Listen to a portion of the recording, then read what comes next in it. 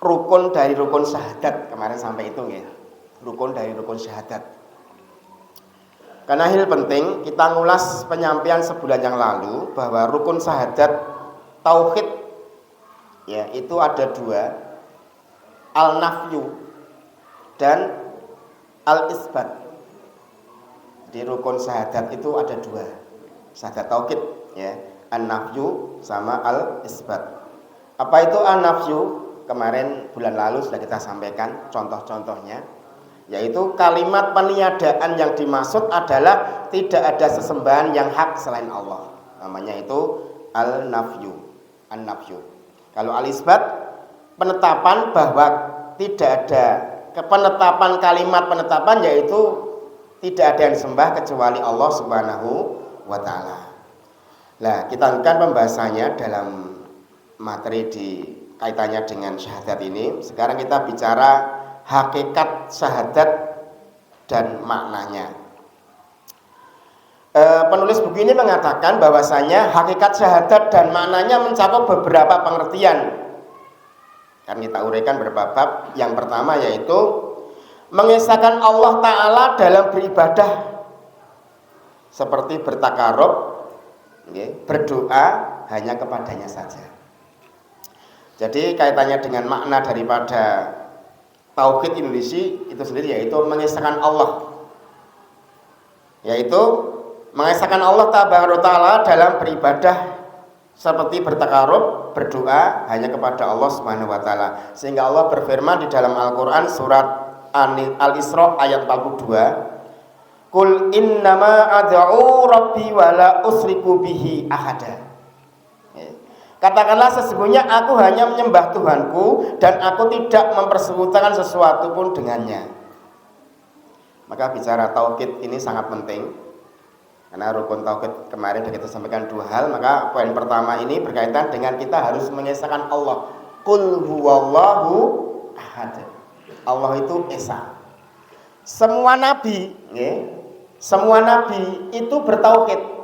Sejak zaman Nabi Adam, Nabi Idris, Nabi Nuh, Nabi Lut, Nabi Hud, Soleh, Ibrahim, Ishak, Ismail, Yakub, Yusuf, sampai Rasulullah SAW, semuanya bertauhid. Semuanya bertauhid. Ini berkaitan dengan hal ini. Allah berfirman di dalam Al-Quran surat Al-Isra ayat 57, dalam disebutkan kullau kana mahu alihatun kama yakuluna idzal labtagau ila dzil arsi sabila. Katakanlah jikalah ada tuhan-tuhan di sampingnya sebagaimana yang mereka katakan, niscaya tuhan-tuhan itu mencari jalan kepada Tuhan yang mempunyai ars. Ini kaitannya dengan makna tauhid. Kaitannya pun yang pertama yaitu tadi mengesahkan Allah. Monggo. Tidak boleh Allah diduakan. Tidak boleh Allah disandingkan dengan selain Allah. Tidak boleh Allah disekutukan. Nek cara Jawane dibanding-bandingke. Bu, pamane jenengan dibanding-bandingke bapak kalih wong liya sing luwih ayu ngono kira-kira cemburu mboten? Oh, tetep ya. Bapak-bapak, pamane jenengan dibandingke jeneng ibu kalih tiyang kakung sanes sing langkung bagus niku kira-kira anyel apa ora apa-apa, Pak? Ya wis ngono ya. Ya gitu ya. Kae bagus kae lho Mas karo kowe no. Kira-kira jawabane pripun Pak kira-kira?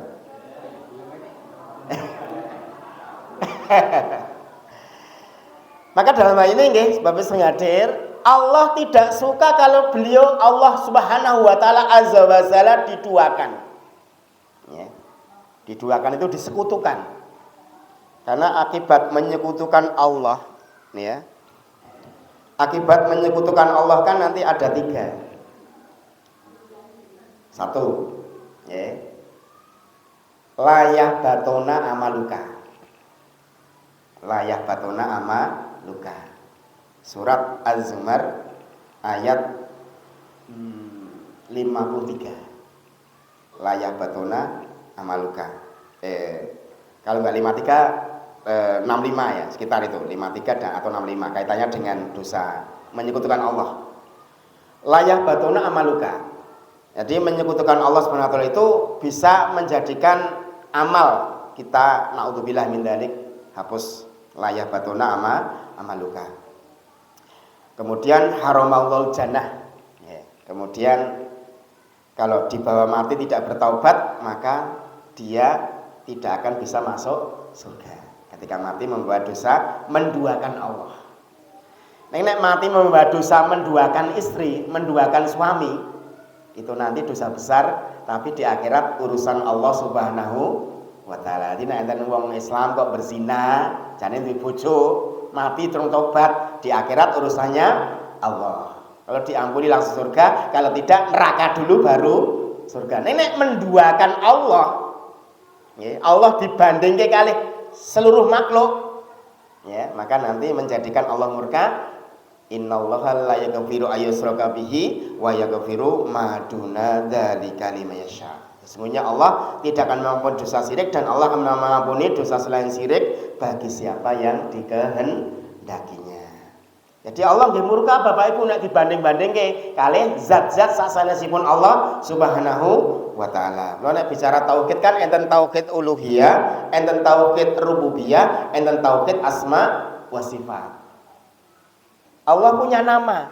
Di surat Al-Hasyr kan banyak nama-nama Allah. Di ayat kursi ada nama Allah. Allah itu ada fisik, ada zatnya.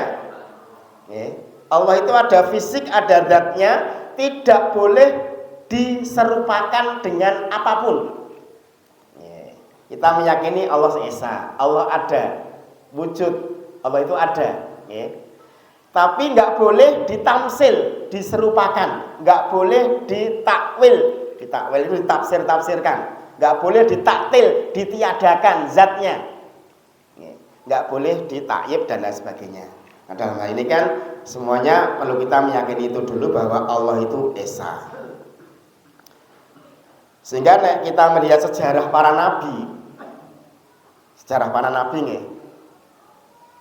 semuanya itu dakwah tauhid. Contoh, nek jenengan buka kisah Nabi Yusuf. Nabi Yusuf. Nabi Yusuf alaihissalam itu dakwah di negeri Mesir. Di negeri Mesir. Beliau anak dari Nabi Yakub alaihi salam. Nabi Yakub anak dari Nabi Ishak alaihi salam. Nabi Ishak anak dari Nabi Ibrahim alaihi salam. Konon wallahu alam Nabi Yusuf jare manusia tertampan sak dunia.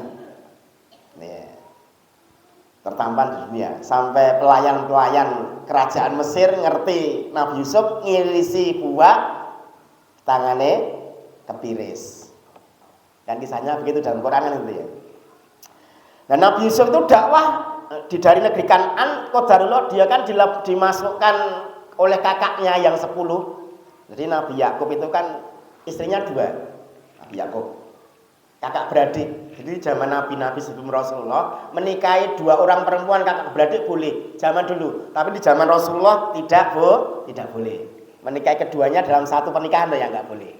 Nggak boleh. Ini Nabi Yakub itu istrinya 2 kakak beradik. Istri pertama anaknya 10. Sekarang jadi kaum Bani Israel itu ya.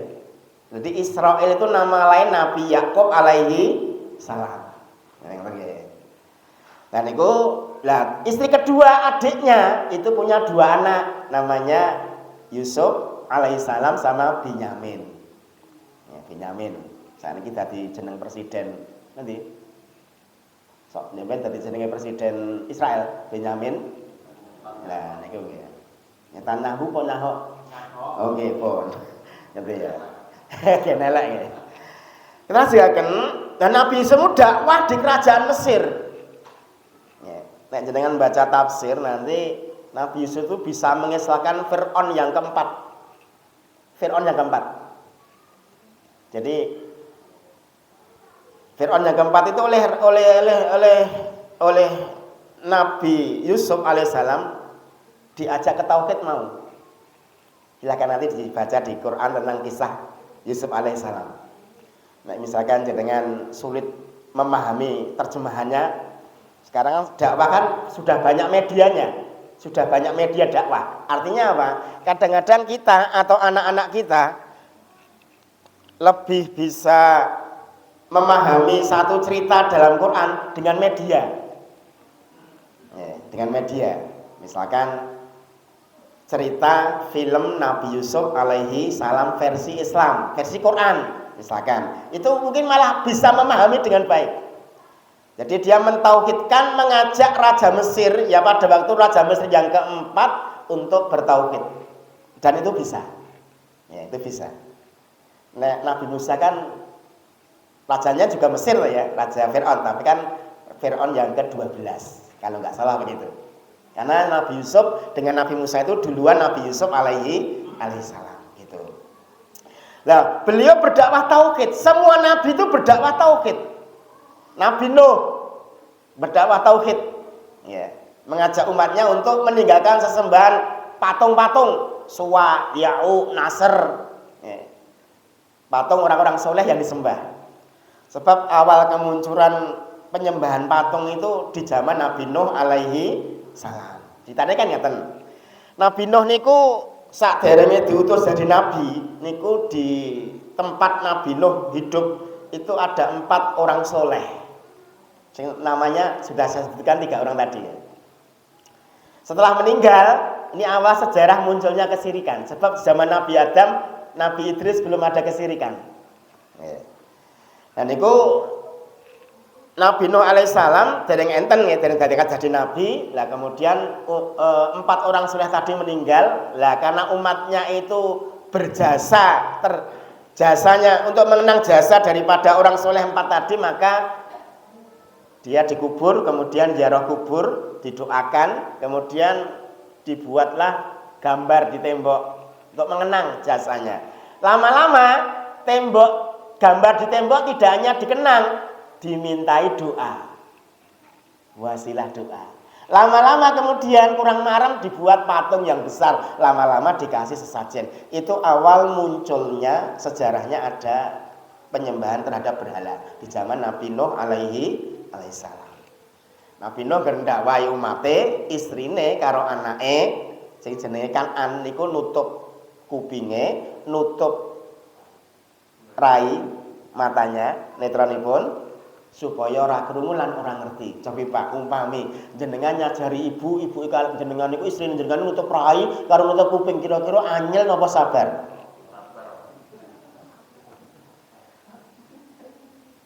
Ya, sabar itu teorine gampang ya.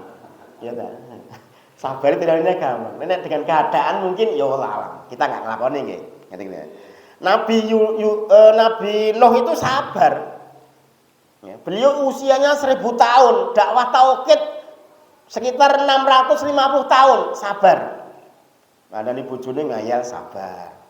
Mula nek eneng tiyang kakung, bojone kok model ngeyelan, jenengan sabar, gak muni-muni, ora nangani, dia laki-laki tadi berpahala keutamaan kesabaran Nabi Nuh alaihi salam. Angel lho ya, ngono kuwi. Angel. Nabi Nuh gawe kapal, diedan-edanke istrine lho. Coba Pak umpama jenengan diedanke istrine jenengan, kira-kira meneng anyel muni potangane maju.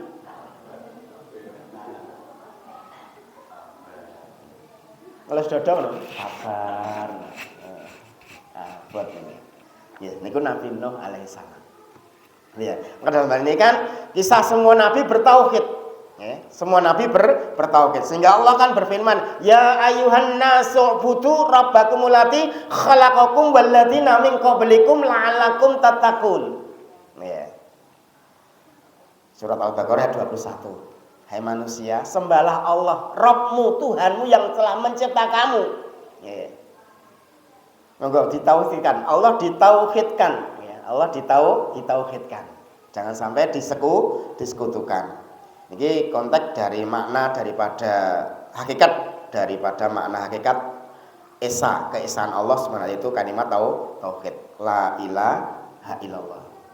Nek Soleh Fauzan, ulama Syekh Soleh Fauzan menafsirkan la ma'budu bihaqqin illallah niku fa'lam annahu la ilaha illallah, ditafsirkan yaitu tidak ada zat yang pantas disembah selain Allah Subhanahu wa taala.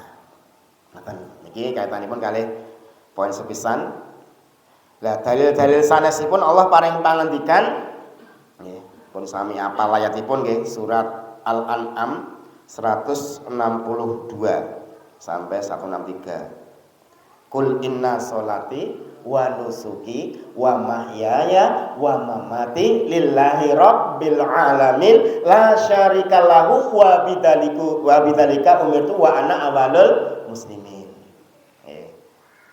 Ayat ini mengandung dua unsur perintah untuk urusan kehidupan apapun bentuknya supaya diserahkan kepada Allah. Niatnya hanya untuk Allah Subhanahu wa taala.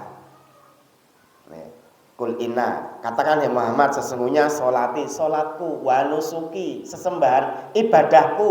Ada yang menafsirkan korbanku, udhiyah. Tapi lebih luasnya ibadahku. Kul inna sholati wa nusuki wa mahyaya, hidupku wa matiku hanya untuk Allah. Tidak ada sekutu baginya. Makanya bicara syirik kan ada dua poin. Syirkul akbar kali syirkul asghar. Syirkul akbar niku nyembah sasanesipun Allah, syirkul asghar itu beramal untuk cari pujian. Beramal untuk cari pujian. Beramal untuk cari pujian itu termasuk al-kabair, dosa besar juga. Dosa besar. Lalu nek para ulama ngendikaken beramal untuk selain Allah itu ada dua, ada riya, ada sum'ah. Riya itu beramal ingin dilihat orang lain, kemudian setelah dilihat orang lain ingin dipuji. Nek sum'ah beramal ingin diperdengarkan orang lain, kemudian ingin dipuji.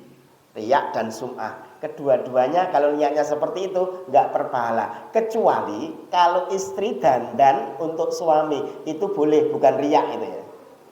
Boleh, Bu. Jenengan nek teng kamar kali bapak dandan mboten, Bu? Oh, mboten kok mriko. Bapak, jenengan nek kamar kali bapak kali ibu wangi mboten, Pak? Minyak apa? Apa? Lagi ya, tuh riya. Nenek suami membahagiakan istri itu bukan riya, memang tugasnya membahagiakan istri. Istri membahagiakan suami itu bukan riya, itu memang tugasnya seperti itu. Mas, rasa dandane kok ndak riya karo kowe ya, enggak gitu ya. Engko sing aku tak rasa dandane sak-sake ya, kok ndak riya, enggak seperti itu. Kan ada cerita begini.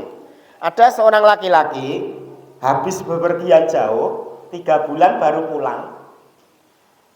Rambutnya dawa, kukunya dawa, rong adus, mulih ledis. Bu umpami nggih, bapak kondur tebih 3 bulan mbek kondur, lha kok pas kondur niku dereng siram, ambune ledis, kira-kira jenengan nyedak purun mboten, Bu? Salim sik, Bu. Ambune kaya ngene, kira-kira purun mboten, Bu? Oh, purun apa? Purun enggak. Gitu ya. Enten sahabat Nabi niku kondur niku nyuwun sewu, dereng sikatan, dereng gosok gigi, dereng adus, dereng jungkatan, nggih. Lah istrine niku ya jenenge wong mambu rada ra penak ngerti kan terus, Mas, ababmu kok kotak-kotak to, Mas? Cara wedhe kan ngoten to nggih. Abab kotaki piye? Ngene. Akhiripun dhewekipun matur dumateng Kanjeng Nabi, ya Rasulullah. Suami saya itu pulang dari pergian, baunya itu wes pokoknya diceluk akhirnya. Mas, Riniose, kowe nek pengen metuki bojomu iki ya sing jumbo. Kowe rak seneng to nek bojomu pethuki kowe, sering metuki kowe iki ya dandan ayu, jongkatan sing rapi, klambine apik. Lah ya seneng to nggih, ya wis padha. Bojomu ya pengen, istrimu pengen, nek kowe metuki bojone, istrimu ning kamar, kowe ya ambune wangi, seger, ketok sumringah, ora mbrang cengut ngoten niku. Akhiripun dilaporkan ke Rasulullah Shallallahu Alaihi Wasallam. Membahagiakan suami atau istri itu bukan riya, bukan dalam rangka mencari pujian. Itu memang tugasnya seperti itu. Tugas pun. Dalam hal ini mengesahkan Allah itu sesuatu yang prinsip, bukan furuk, tapi prinsip. Artinya bukan cabang. Memang itu prinsip yang perlu dipegang bahwa qul huwallahu ahad. Lah salat sihipun pembahasanipun ingkang kalih nek tentang mengesahkan Allah inggih menika makna dan hakikat kalimat tauhid syahadat tauhid yang menika barok. Barok niku berlepas diri dari kemusyrikan dan orang-orang musyrik. Ini poinnya bab tentang syahadat tauhid niku. Berlepas diri dari kemusyrikan dan orang-orang musyrik. Rasulullah sallallahu alaihi wasallam nggih, niku kan dakwah teng Mekah 13 tahun. 13 tahun. Ya. Beliau perintahnya untuk mentauhidkan umat rumiyin. Walaupun akhirnya juga di tengah-tengah dakwah beliau turun surat Al-Isra ayat 1, perintah Isra Mi'raj di tahun 11 kenabian untuk perintah melakukan sholat 5 waktu. Beliau kan dakwah di Mekah 13 tahun dan itu penuh ujian. Beliau hijrah 3 kali. Sahabat ke Ethiopia 2 kali. Ethiopia ya, Najasyi, Raja Najasyi. Beliau ke Taif dilempari batu, kemudian beliau ke Madinah. Ya. Jadi semua nabi itu pernah hijrah. Nah, 13 tahun dakwah di Mekah, kemudian hijrah ke Madinah. Setelah akidah dari umat Islam yang di Mekah itu kuat, kemudian hijrah ke Madinah. Nah, tujuan daripada hijrah itu kan untuk berlepas diri dari penyembahan berhala. Sampai dalam kitab Sirah Nabawi karangan Syekh Mubarakfuri ya. Ulama yang menulis kitab Sirah Nabawi juara pertama tingkat internasional menulis buku Sirah Nabawi. Menyebutkan di buku itu di dalam Ka'bah sebelum Fathul Mekah itu ada 360 patung yang disembah oleh orang kafir Quraisy. Nggih. Nah niku kan tujuan Rasulullah merintahkan untuk bertauhid, kemudian setelah ketika diperintahkan bertauhid para sahabat didolimi kan hijrah. Hijrah pertama niku teng Ethiopia. Surat Al-Maidah ceritanya teng mriku nggih ayat 82 sampai 85. Nggih. Nek jenengan sulit membaca, tidak suka membaca, bisa mengerti sejarah lewat media. Buka di YouTube film Arisalah. Nanti ningali. Itu kisah kehidupan Rasulullah semenjak lahir sampai beliau wafat. Enggak mungkin sutradara film Islam gawe film sakarepe dhewe. Enggak mungkin. Diprotes wong sak donya. Ya. Kadang-kadang kita malah bisa memahami satu kisah dalam Quran lewat media. Nek maca sok ngantuk. Kira-kira Bapak Ibu jenengan teng dalem seminggu maca buku pinten? Bu, teng dalem gadah buku mboten, Bu? Napa nggih?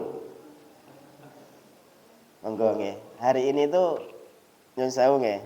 Minat baca umat Islam itu sangat sedikit. Sangat sedikit. Nggih. Buku semanten iki nggih diwaca umpama kemput seminggu rampung. Nggih, seminggu rampung. Kemput lho nggih. Nek rapal ngono. Nggih. Pada ini moga semua yang hadir kita suka dalam ini moga perbanyak baca buku biar lebih paham. Kalau memang baca buku tidak punya atau sulit membaca, duwe ning ijeh anyar terus. Nek ini buku telu gede-gede iki ijeh anyar terus ijeh plastikan. Terus sempat buka. Kita laksanakan ya, dan ini sing hadir, dan itu kaitannya berlepas dari kemusyrikan dan orang-orang musyrik. Hijrah ke Ethiopia itu kan 80 orang. 80 orang. Nanti ceritanya dibuka di Tafsirul Katsir surat Al-Maidah 82 sampai 85. Ceritanya begini. Ketika itu kan umat Islam di Mekah dianiaya. Kemudian Rasulullah memerintahkan kepada umat Islam yang dianiaya, yang tidak bisa membela dirinya, hijrah ke Ethiopia. 80 orang dipimpin oleh paman Rasulullah sallallahu alaihi wasallam, Ja'far bin Abdul Muthalib radhiyallahu anhu. Naik kapal. Hijrah di sana. Di sana rajanya beragama Kristen, Raja Najasyi. Akhirnya Raja Najasyi tadi dalam surat Al-Maidah ayat 82 sampai 85 oleh Ja'far dibacakan Quran. menangis dibacakan surat Maryam, akhirnya masuk Islam para pendetanya. Silakan ceritanya di situ ada. Jangan buka kitab Asbabul Nuzul fil Quran. Setelah beliau 80 orang tadi hijrah ke Ethiopia, lah pemimpin kafir Quraisy bangsa abu-abu, Abu Lahab, Abu Jahal, Abu Sofyan, ya seperti itu. Walaupun akhirnya Abu Sofyan masuk Islam ketika Fathul Mekah sama istrinya Hindun binti Utbah. Bapak Ibu, ngapalke nama sahabat kalau ngapalke nama pemain bola itu gampang pundi, Pak? Nggih pun monggo, kadaripun jambak-jambak. Asangen ya. Lah pas ngadir, lah kemudian orang kafir Quraisy mengutus utusan mengumpulkan emas, perak, berlian dikumpulke ya, dibawa ke Ethiopia supaya apa? Raja Najasyi disuap. Hai raja, 80 orang ini adalah pengkhianat di negeri kami Mekah. Karena dia tidak mau menyembah Tuhan kami, maksudnya patung. Akhirnya terjadi perdebatan, akhirnya juru bicaranya umat Islam itu Ja'far bin Abdul Muthalib. Yo jenenge kelas sahabat iki nyun sewu, gampang ngapalke Al-Qur'an. Nek awake dhewe angel ngapalke, nek apal gampang ilange. Niku kula nek jenengan luar ngerti lho. Akhiripun Raja Najasyi dibacakan surat Maryam. Akhirnya Raja Najasyi mengatakan, agamaku dan agamamu yang dibawa oleh nabimu itu seperti lidi ini, tidak ada perbedaannya. Akhirnya Raja Najasyi nangis masuk Islam. Itu kisah baroknya Rasulullah dan sahabat hijrah ke Ethiopia, gitu ya. Dan Rasulullah nggak ikut karena Rasulullah masih di Mekah. Abu Bakar masih di Mekah karena Abu Bakar orang kaya. Dimanapun tempat nyuwun sewu nggih. Abu Bakar kan kaya. Wong sugih duwe kedudukan, orang kafir Quraisy enggak berani menganiaya Abu Bakar, enggak berani karena dia punya kedudukan, ngoten nggih.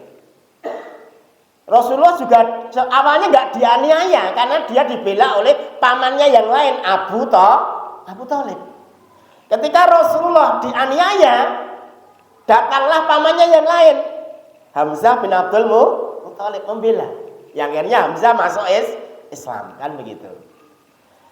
Dan itu dakwah kaitan ngajeng, dan itu dalam rangka berlepas diri dari kesirikan dan orang musyrik, Rasulullah diperintahkan hijrah. Dalam rangka melebarkan dakwah, beliau ke Ethiopia jalan kaki. Dilempari batu oleh anak-anak kecil di penduduk Taif. Nek teng film animasi, nek kalau duwe anak murid TPA, anak kecil tonton film Rasulullah ning animasi.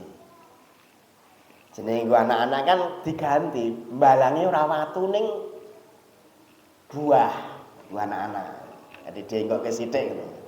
Ken tak ketok patake kekerasan ya, yakne karepe ngono iki. Itu ya. Lah nek awake dhewe kan nyusul Bapak Ibu, dakwah kan penak, teko do kumpul. Nggih, entuk wedang, nggih. Minum, nggih. Tapi Rasulullah kan dakwah penuh perjuangan. 13 tahun di Mekah, beliau nyuwun sewu cara uripe rekaos. Ketika turun perintah sholat 5 waktu, beliau sholat delik-delik, sembunyi-sembunyi. Ketahuan sholat, dipukuli, dilempari batu. Niku akhiripun kan di Taif enggak berhasil, dia dilempari batu. Ketika sedang lari-lari, beliau ditemui malaikat penunggu gunung Taif. Ya, malaikatnya ngomong, Rasulullah, nek jenengan purun, nek Anda mau ya Rasulullah, gunung itu saya angkat dijatuhkan ke penduduk Taif. Tapi Rasulullah kan cinta umatnya. Jangan. Saya ingin keislaman dari penduduk Taif. Upami jenengan niku umpama lho ya.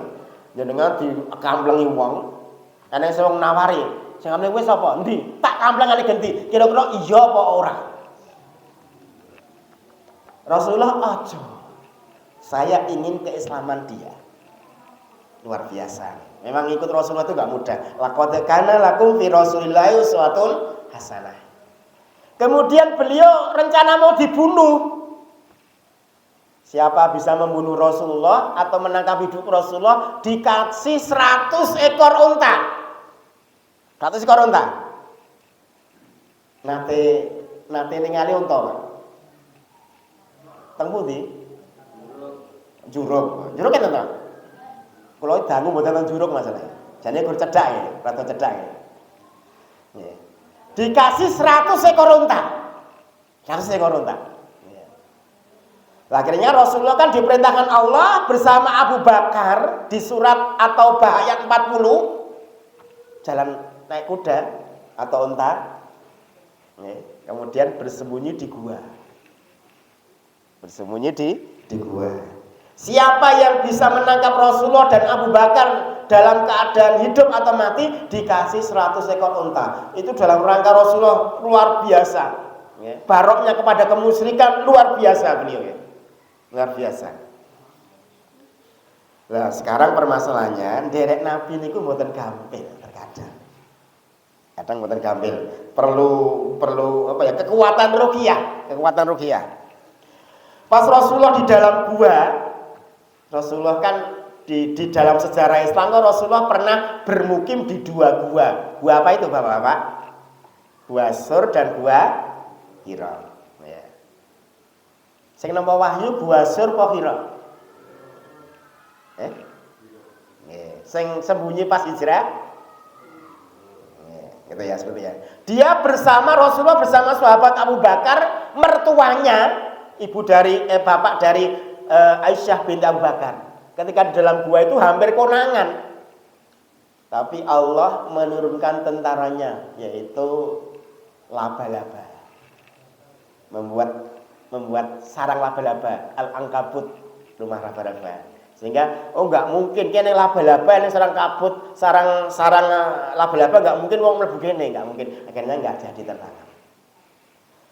Niku kan sejarah baroknya Rasulullah kepada kesyirikan umat yang ada di Mekah. Yang beliau konsekuensinya tahu seperti itu. Nah, jenengan mungkin lihat di sejarah Islam bagaimana para sahabat di Mekah siksaannya begitu luar biasa. Dan jenengan mau cerita di Al-Quran surat An-Nahl 105 sampai 106.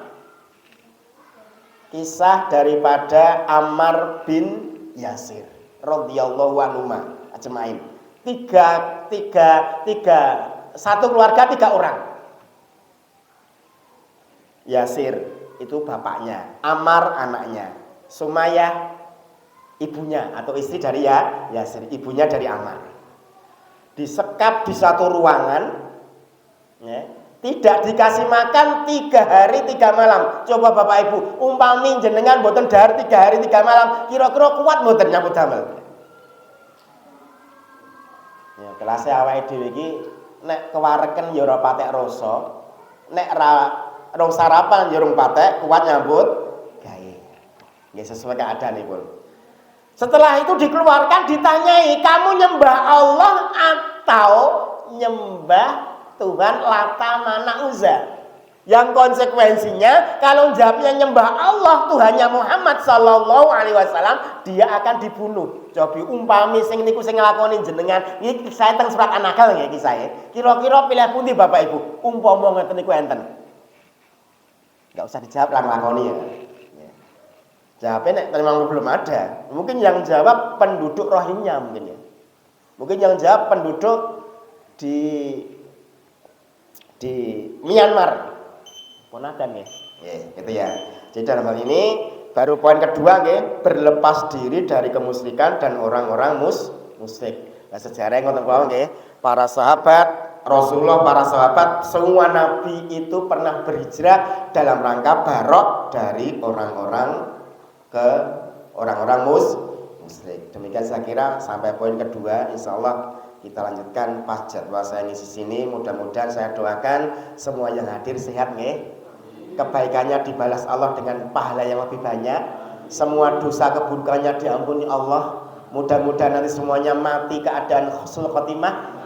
Kuburnya dilapangkan, dikasih cahaya, dibukakan pintu-pintu surga. Mudah-mudahan nanti kita bertemu di jannahnya.